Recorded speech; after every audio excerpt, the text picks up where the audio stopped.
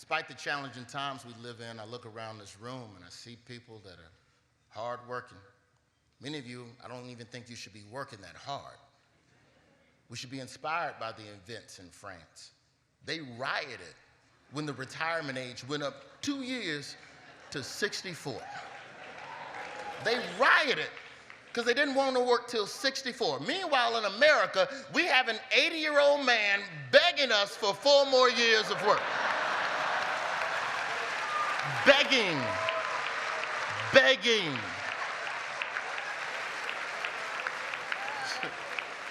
Let me finish the job. That's not a campaign slogan, that's a plea. Let me finish it. I do wish you the best of luck on the campaign trail, Mr. President. You got a lot of things that you're gonna have to navigate, a lot of hurdles. You've had quite a few scandals, you know. We know about the documents, we know about the laptops, but there's been no scandal more damaging than the scandal of, is Joe Biden awake? Hey, say what you want about our president, but when he wake up from that nap, work gets done. He might doze off with an infrastructure bill. Student loan forgiveness. Did we free Brittany Griner? Free Brittany Griner.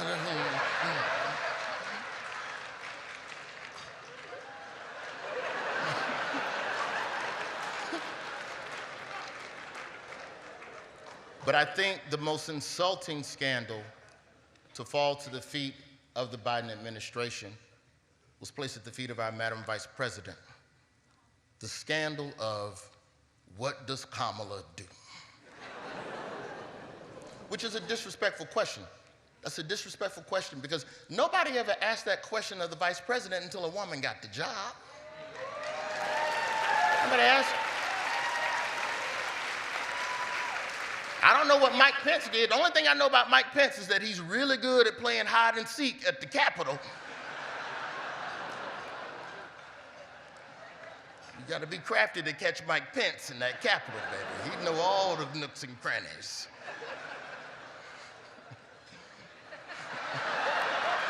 Don't put the camera on her on a Mike Pence joke. Don't do that. Don't be set. They trying to set you up, Madam Vice President. You see what they do? At the end of the day, as a vice president, the only thing you got to do is just be better than Dick Cheney. That's the bar. Just be better than Dick Cheney. They made a documentary about Dick Cheney. Now, I don't know much about the job of vice president, but I do know if they can make a documentary about your time as vice president, you vice presidented incorrectly.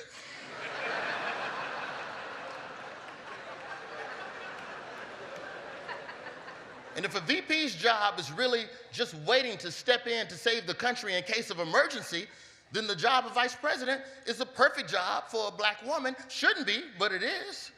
And whatever you do accomplish, all they're gonna do is just give a man credit for it.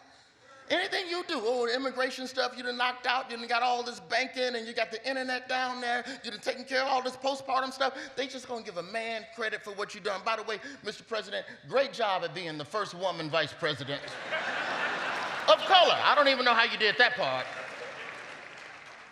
Wonderful job.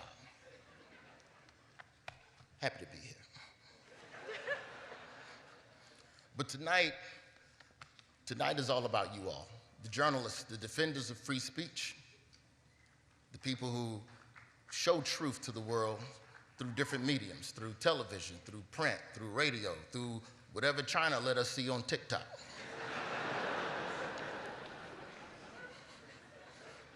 But the industry that covers all of these scandals isn't immune to them themselves. The issue with good media is that most people can't afford that.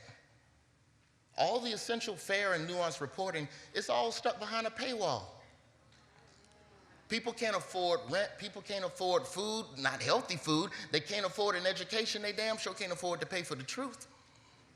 Say what you want about a conspiracy theory, but at least it's affordable. I mean, well, unless you Alex Jones, it'll cost you about $900 million. And I understand that we have to put the stuff behind the paywall because creating the truth is important. People can't afford the truth, but you all can't afford to go find the truth for free. The work you do as journalists is important, it's essential, it's dangerous. My father was an embedded reporter on the front lines with black platoons in Vietnam. He was in the South African Soweto riots, he covered that. The Civil War in Rhodesia, which we know today as Zimbabwe. My father came back home and co-founded the National Black Network because he wanted to tell black stories. It's American Urban Radio Networks now, and they've been doing it 50 years, and that's part of what my father wanted to build, you know. And I know it was hard because, you know, black daddies love telling you when something was difficult. They were shooting at me, boy, but I never dropped my tape recorder. My daddy tell war stories like Brian Williams.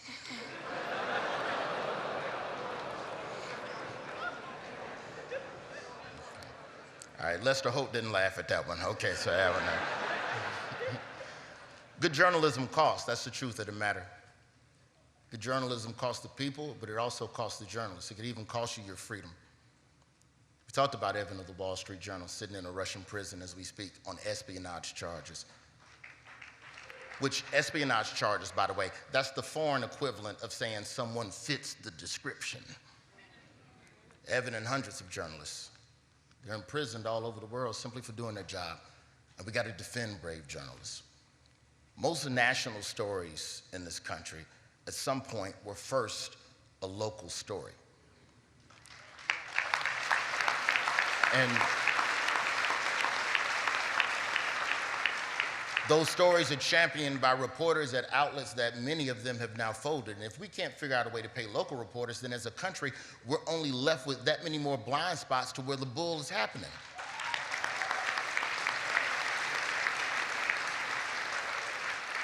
You hear about all these newsrooms getting cuts. That's every article that Tamara has been sending me the last 2 months. It's just the newsroom is getting cut.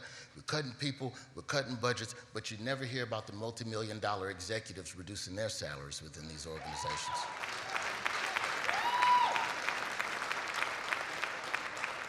Now, how do we fix this? I don't know, I'm a comedian. I was just up here. It's not my job to have the solution, that's on y'all. But local reporting is very important. My mother is here tonight. And I know she's furious right now because I'm trying to put on camera, but my mother was amongst a group of black student protesters fighting for equality in the 60s at Delta State University. And that was a dangerous time. But those types of incidents were covered by local reporters, and some of the shame that came from the national embarrassment of treating people inhumanely is part of the pressure that helped to create that type of change.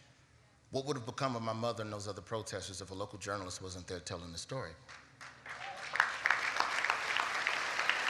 And now it's no different. But thankfully, my mother's story was told.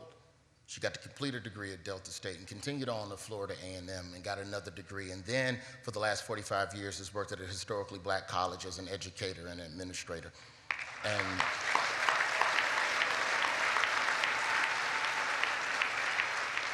one of those many black colleges that need a little bit more funding. You got a 20 on your joke. Send that down to one of the black colleges.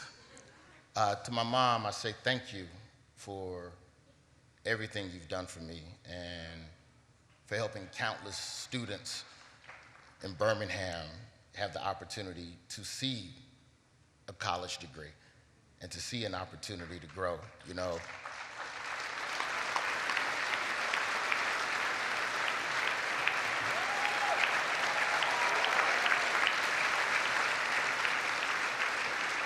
My mother's journey may not have even begun if not for brave journalists who chose to chronicle history in real time.